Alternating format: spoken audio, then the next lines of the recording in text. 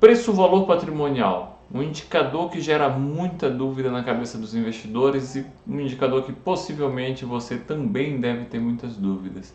Sempre que vai comprar aquele fundo imobiliário que está 10, 15, 20, 25% acima do valor patrimonial, você se questiona: será que compro? Será que não compro? Será que vale a pena? Será que o ideal é comprarmos um fundo imobiliário quando o seu PVP estiver abaixo de 1, ou seja, seu preço, valor patrimonial estiver abaixo de 1? Essa realmente é uma grande dúvida dos investidores e nós vamos explorar um pouco esse tema no vídeo de hoje. Então, roda a vinheta e vamos para o vídeo. Vem comigo, vamos.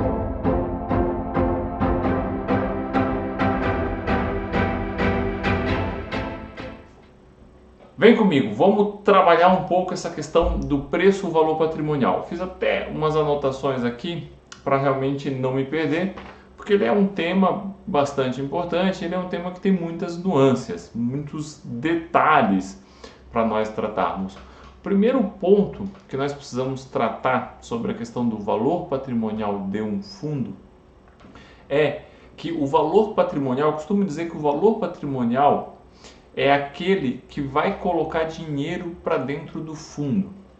Por quê? Porque é o valor patrimonial que foi investido, que gera um cap rate, que vai gerar uma receita para o fundo, que vai pagar as despesas e vai gerar os rendimentos para os cotistas.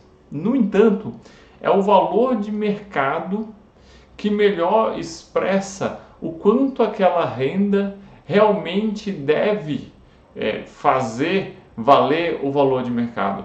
O valor de mercado ele tem uma variação muito maior com base nos humores do mercado, taxa de juros futuro, ansiedade de investidores, do que o próprio valor patrimonial. No entanto, o que continua colocando, vamos assim dizer, dinheiro para dentro do fundo é o valor patrimonial.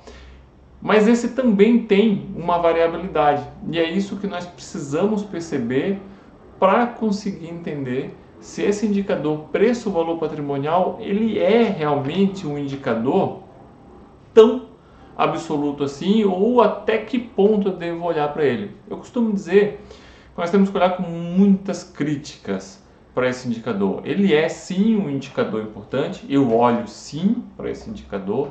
Eu costumo dizer que normalmente fundos imobiliários que estão no quartil superior do preço-valor patrimonial, ou seja, 20, 30% acima do valor patrimonial, e os que também estão no quartil inferior, 20% abaixo do valor patrimonial, por exemplo, eu olho eles com muita lupa. Eu quero entender por que, que ele está naquele valor, por que, que o mercado está aceitando pagar tanto prêmio ou por que, que o mercado está exigindo tanto desconto. Aí eu vou olhar com uma lupa, ver se faz sentido ou se não faz sentido e o mercado está deixando passar alguma coisa e às vezes nós temos uma oportunidade de compra ou até mesmo uma oportunidade de venda.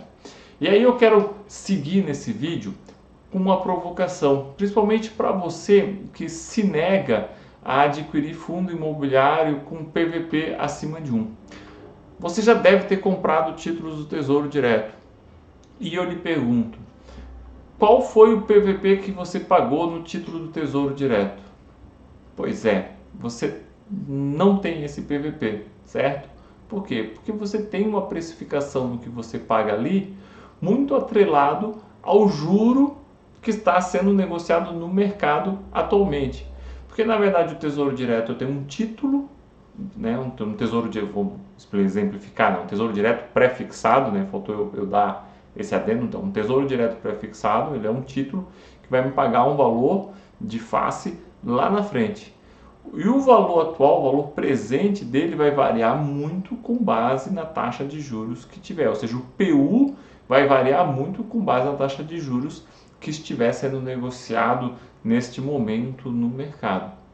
O valor de mercado do fundo imobiliário não é muito diferente, ele varia muito com base na sua capacidade de gerar renda e os juros futuros que estão no mercado nesse momento. E você nunca se perguntou qual era o PVP do Tesouro Direto, mas se criou, de certa forma, essa magia em cima do PVP dos fundos imobiliários. Então, reforçando, é sim um indicador, mas ele não é um indicador absoluto. E como que é formado esse valor patrimonial? Isso é um ponto muito, muito importante para nós explorarmos e continuarmos nessa nossa conversa.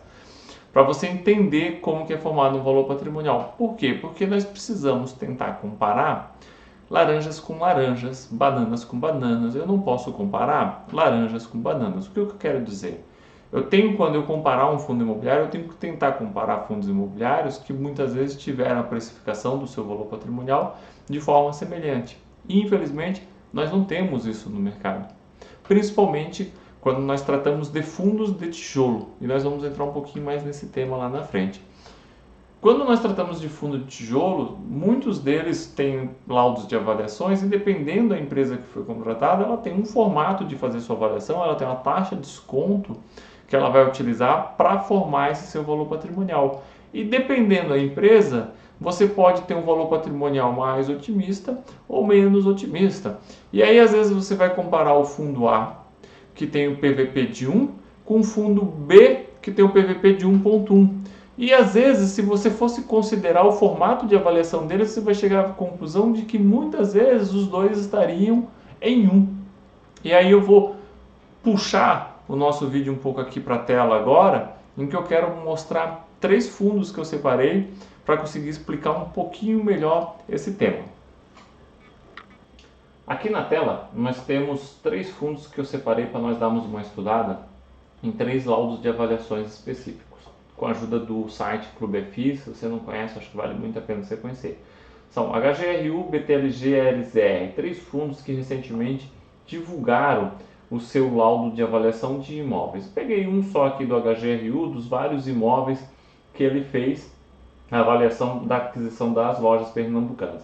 E eu quero te chamar a atenção para isso aqui, ó. Taxa de desconto anual. Taxa de desconto anual que foi utilizada no HGRU, 7,25%. E taxa de capitalização ou cap rate terminal, que é o cap rate que eu vou utilizar com a última receita do meu fluxo de pagamentos para fazer a avaliação do imóvel. Isso teria que entrar em alguns outros detalhes, não é o nosso caso agora. Eu quero só te chamar a atenção para o número, 6,75. E se você pegar esse laudo de avaliação, você vai ver que a metodologia dele ela é uma metodologia dupla. Ela utiliza método comparativo e método de renda. Tá?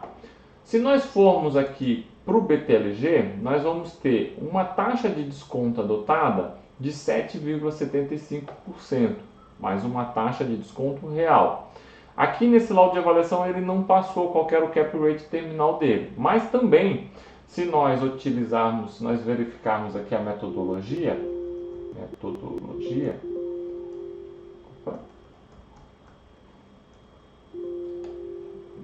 esse aqui não me permite fazer a pesquisa, mas se eu pegar aqui a metodologia utilizada para fazer esse laudo de avaliação, nós vamos ver também aqui, ó, e é isso que eu quero mostrar para vocês, aqui, ó, metodologia comparativa direta e metodologia de capitalização de renda, igual ao HGRU. O que é metodologia comparativa direta? Eu vou comparar com os imóveis que tem na região, imóveis semelhantes, quanto que é o aluguel, quanto que é o valor de venda, e eu também vou utilizar o método de capitalização de renda, que é o quê?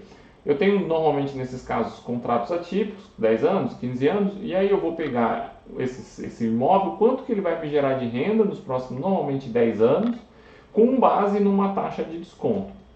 Quanto maior for essa taxa de desconto, menor vai ser o preço do imóvel, que é o que vai ser descontado dessa renda que vai gerar. Então, no BTLG eu estou usando 7,75.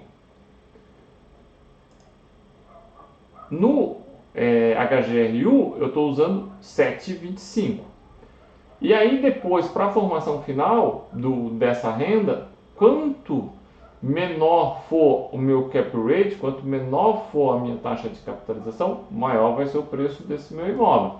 Quanto maior for o meu cap rate terminal, minha taxa de capitalização final, menor vai ser o valor do meu imóvel. Porque é uma questão de divisão. Vou pegar o preço, o quanto eu gerei de aluguel, e vou dividir pelaquela taxa. Agora, se nós formos para o LZR, por exemplo, nós vamos ver que ele utilizou uma taxa de desconto de 10,5%, só que ela não é uma taxa de desconto real, ela é uma taxa de desconto nominal, e um cap rate de saída, um cap rate terminal de 8,75%. E no caso desse aqui do LZR, que foi o imóvel da DASA, foi o último laudo de avaliação que ele apresentou, nós temos um método exclusivamente por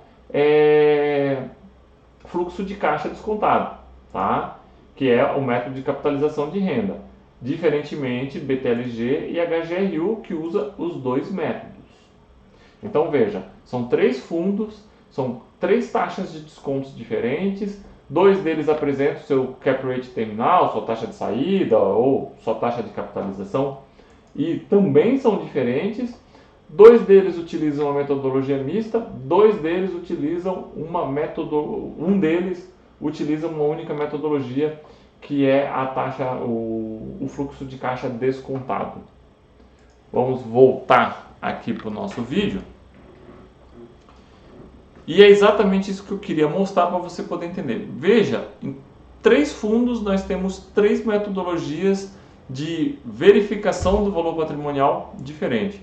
E aí eu vou comparar esses fundos e eu vou muitas vezes chegar na conclusão de que um pode valer mais a pena do que o outro porque ele está com um desconto sobre o valor patrimonial ou ele não está com tanto prêmio sobre o valor patrimonial. Quando na verdade o formato a metodologia que eles utilizaram pode levar a essa discussão.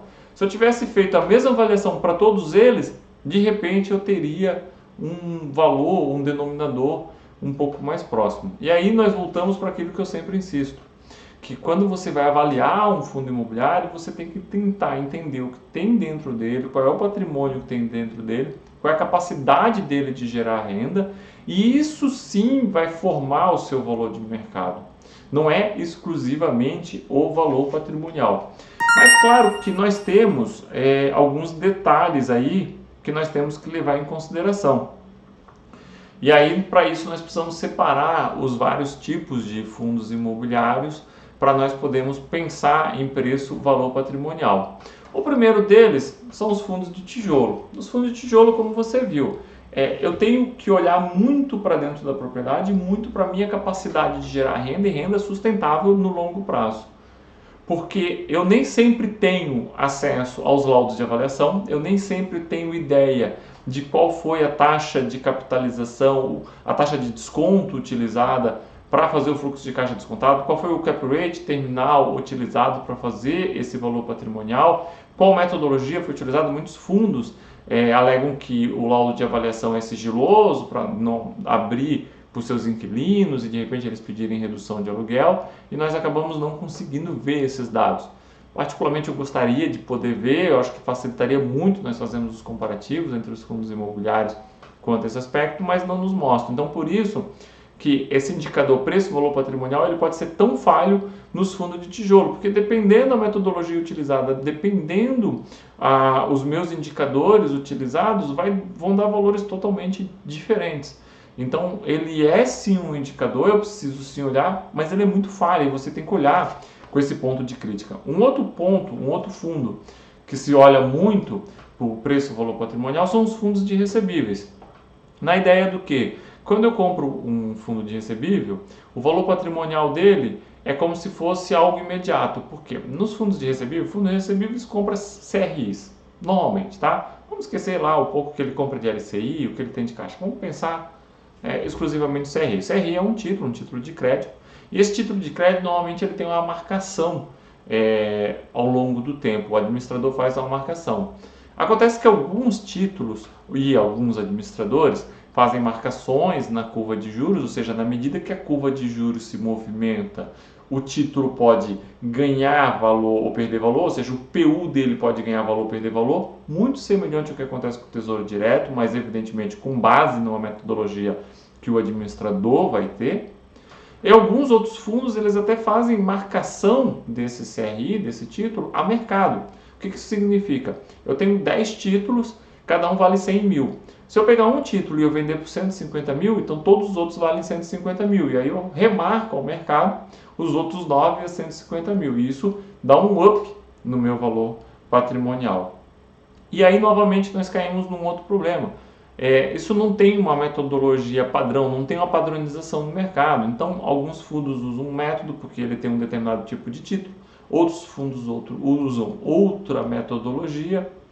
Alguns administradores usa um método, outros usam outro método, e aí novamente nós ficamos nesse questionamento. Eu posso comparar? Então, essa ideia que muito investidor tem de que eu não posso comprar fundo de recebíveis acima do valor patrimonial, porque seria como eu comprar uma nota de R$100 por R$120, na ideia de que o valor patrimonial é a justa expressão do valor daqueles CRIs no mercado hoje, ela não é tão correta assim e merece muita reflexão. Um dos pontos que eu chamo atenção para isso, por exemplo, são alguns fundos de recebíveis que eles vendem os seus CRIs e por um ganho de capital eles vendem muitas vezes por valor não só acima do contábil, mas por valor acima do que está marcado no seu valor patrimonial.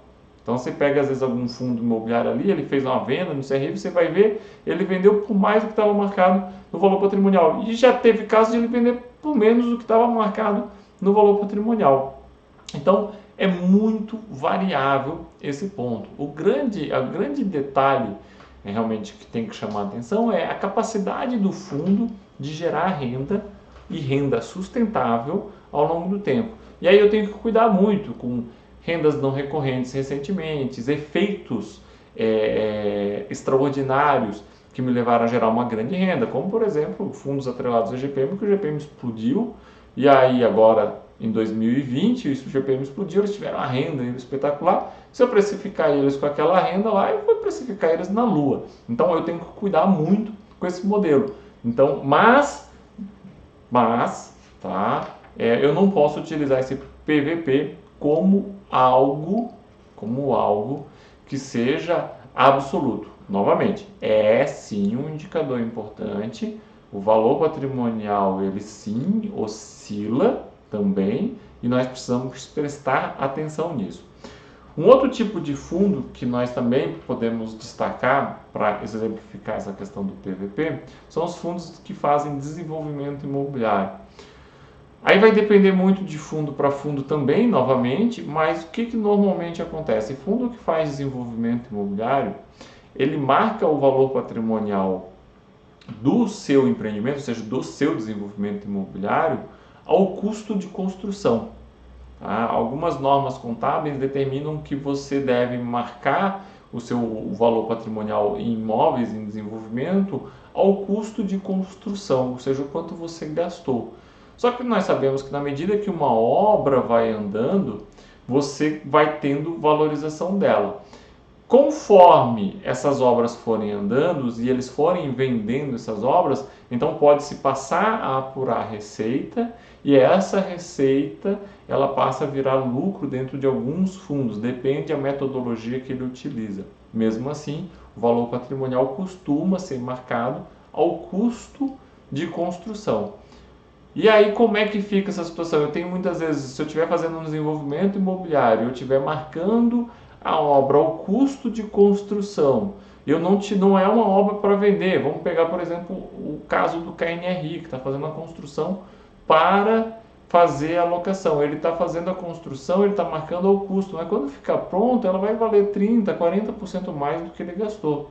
Então veja que eu posso ter uma falha no atual valor patrimonial daquele fundo. O caso do KNRI foi para exemplificar, ele é gigante, vai gerar muito pouco impacto nele, mas em outros fundos poderia gerar um impacto muito grande. Um fundo exclusivo de desenvolvimento imobiliário, nós temos muito poucos desenvolvimento imobiliário, que eu chamo de desenvolvimento imobiliário raiz, mas nós temos, e isso pode gerar um impacto, uma distorção em que você vai dizer, não vou comprar porque ele está acima do valor patrimonial, o valor do mercado, quando na verdade o valor patrimonial ele pode estar desatualizado com a realidade do fundo pela forma que ele é precificado. Por fim, ainda na análise detalhada de cada um dos fundos, eu não posso deixar de falar dos FOFs, os fundos de fundos. Esses sim. Esses eu vejo o valor patrimonial praticamente como de forma absoluta. Tá? Por que eu digo praticamente? Porque ele tem uma variação ao longo do mês e aí isso pode dar uma pequena margem para nós analisarmos com crítica. Mas tirando essa pequena margem de análise com crítica dentro do intervalo de um mês, ele é um valor absoluto. Por quê? O que é um FOF? O que é um fundo de fundo? Um fundo de fundo é um fundo que compra outros fundos. O que é o valor patrimonial de um fundo de fundo? É o valor de mercado de todos aqueles meus fundos dentro do meu FOF. Então eu tenho lá 10 fundos, eu pego o valor de mercado de cada um daqueles fundos, multiplico pelo número de cotas que eu tenho, somo aquele número de cotas, somo esses valores todos e eu chego ao valor patrimonial do meu FOF. Se eu pagar acima do valor patrimonial, significa que eu estou pagando um prêmio sobre todos esses valores de mercado. Ou seja, se eu tiver uma quantidade razoável de dinheiro, eu consigo formar a mesma carteira com menos valor. Se eu pagar um valor abaixo do valor patrimonial, significa que eu estou pagando com desconto. Ou seja, mesmo que eu tenha uma quantidade razoável de dinheiro e vá fazer uma posição semelhante ao daquele FOF, eu não vou conseguir comprar a mesma quantidade de cotas ou proporcionalmente a mesma quantidade de cotas. Por quê? Porque como ele está abaixo do valor patrimonial, ele vale menos do que a somatória de todos os valores de mercados daquele fundo. Então, realmente, no FOF, é quase que um número absoluto. E ele é um dos indicadores que eu mais uso para fazer uma análise de um FOF, para ver se eu vou colocar um FOF na minha carteira recomendada no Desmistificando FI ou não. Tem mais ou menos uns 4, 5 meses, eu coloquei 2 FOFs na carteira recomendada do Desmistificando, um deles já saiu, mas justamente por quê? Porque nós tínhamos vários FOFs consideravelmente abaixo do seu valor patrimonial, o valor de mercado deles estava consideravelmente abaixo do valor de mercado, e aí eu fui analisar, de novo, como eu sempre digo para vocês, com uma lupa. Aqueles que estão muito descontados, eu vou analisar, eu quero entender por que eles realmente estão descontados. Um deles, a carteira não era legal. Eu analisei com uma lupa e eu disse, essa carteira não é legal, essa carteira vai ficar muito amassada ainda por alguns tempos, porque a carteira não estava muito bem formada, não ia gerar um ganho acima, não ia gerar um trigger de valorização para aquele FOF por si só. No entanto, dos 4 que eu separei para estudar, 2 deles não fazia o menor sentido estarem com tanto desconto sobre o valor patrimonial. Um deles tinha 22% de desconto sobre o valor patrimonial. Não fazia o menor sentido aquilo.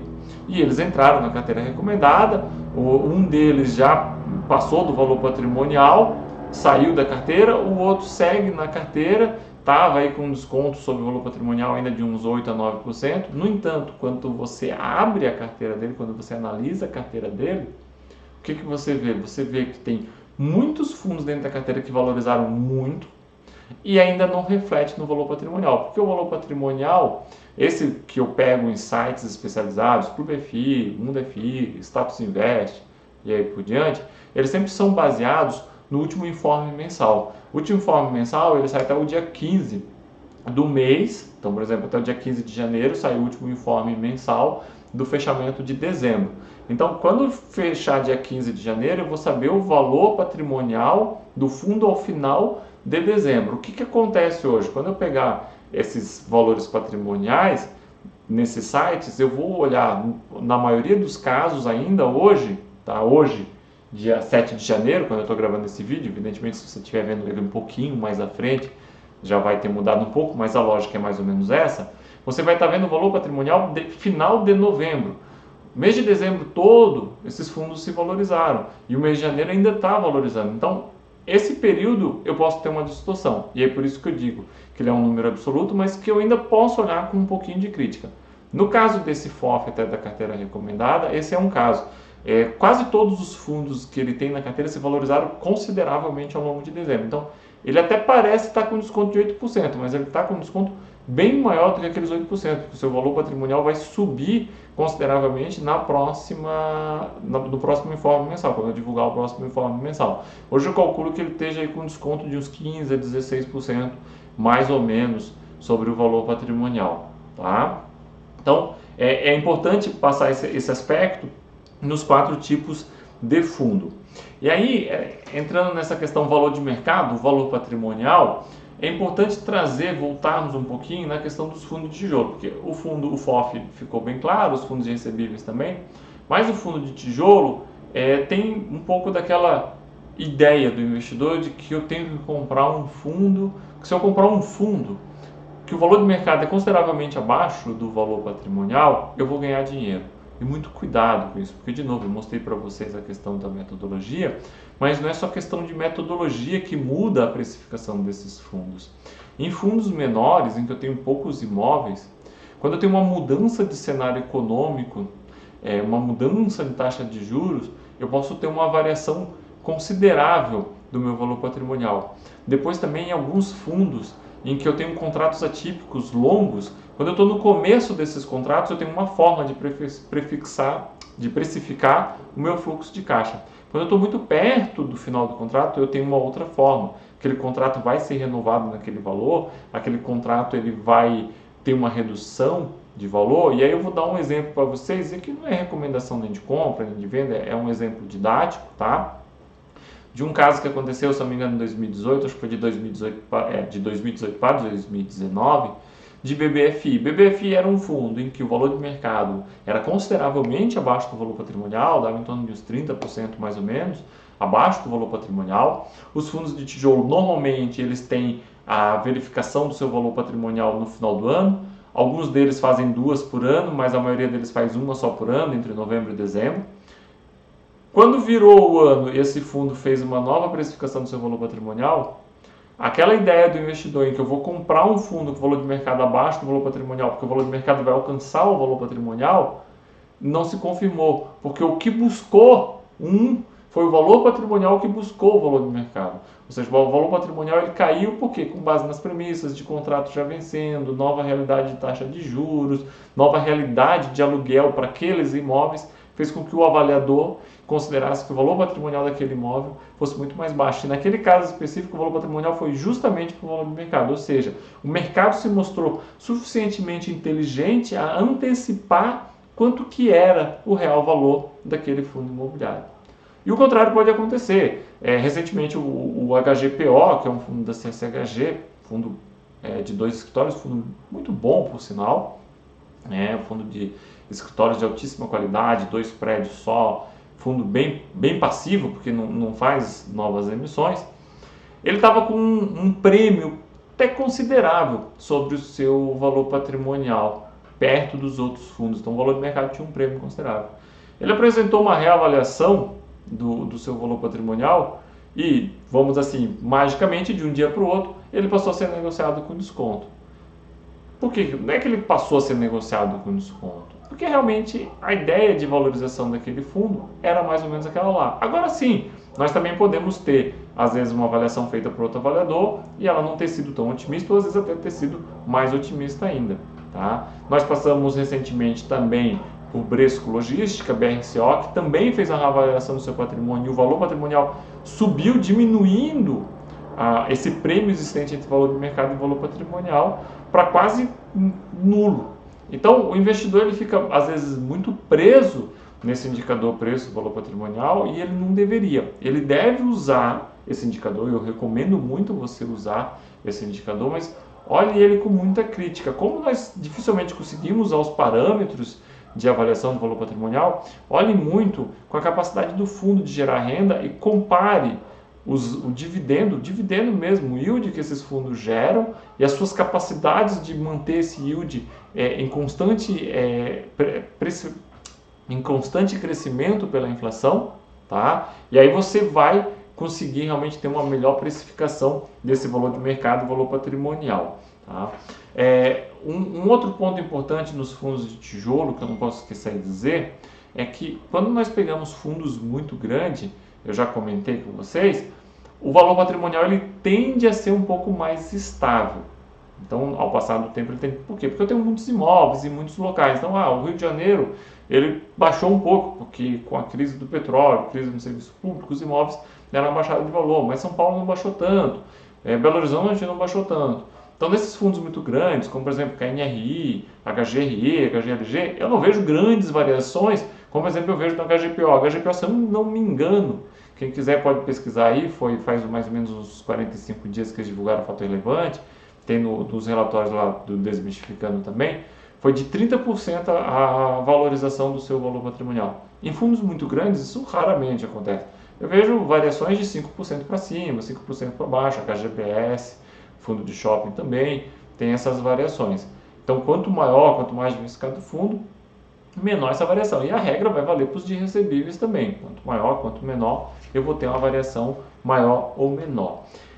E para acabar esse assunto, para encerrar, que quero fazer vídeos mais curtos, um ponto muito importante que você deve estar se perguntando: poxa, então eu vou abandonar o PVP, não vou mais olhar tanto assim o PVP. Realmente, o meu objetivo é esse, que você entenda o que está por trás do PVP, o que é esse PVP, olhe para ele com crítica, não transforme ele em algo absoluto, mas continue olhando para o valor patrimonial. Pô, Rodrigo, passou o tempo todo aí dizendo, olha com crítica, agora olha para o valor patrimonial, e eu vou dizer que sim.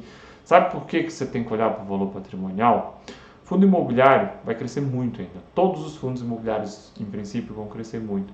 Queira você ou não, eles vão crescer. E só existe um jeito de fundo imobiliário crescer, via emissão. E os fundos imobiliários ainda hoje fazem muitas emissões no valor patrimonial, ou às vezes até abaixo. Isso é para outro vídeo, para nós conversarmos um pouco sobre essa questão. Mas, na melhor das hipóteses, eles têm feito no valor patrimonial.